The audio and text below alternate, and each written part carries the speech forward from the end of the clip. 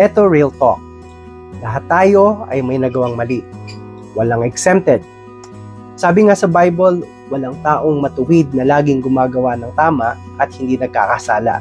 Ecclesiastes 7:20. At dahil sa kasalanan, parang may utang tayo na hindi natin kayang bayaran. Kahit gaano pa tayo kabait, kulang pa rin. But the good news is this. Mahal na mahal tayo ng Diyos. Hindi niya gustong mapahamak tayo. Gusto niya na patawarin tayo at iligtas. So anong ginawa niya?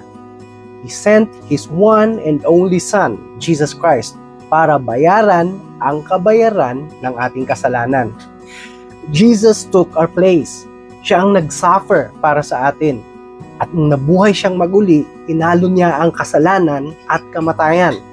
Sabi sa Ephesians 1:7, sa pamamagitan niya, tayo'y tinubos sa pamamagitan ng kanyang dugo at pinatawad ang ating mga kasalanan ayon sa kayamanan ng kanyang biyaya.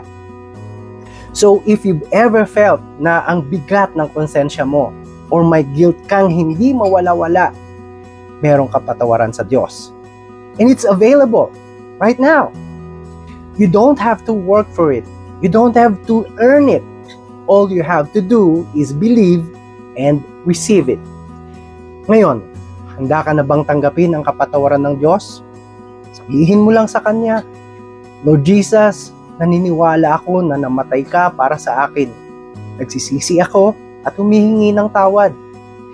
Inaanyayahan kita sa puso ko at tinatanggap bilang aking Panginoon at tagapagligtas. Ganun lang. Hindi komplikado.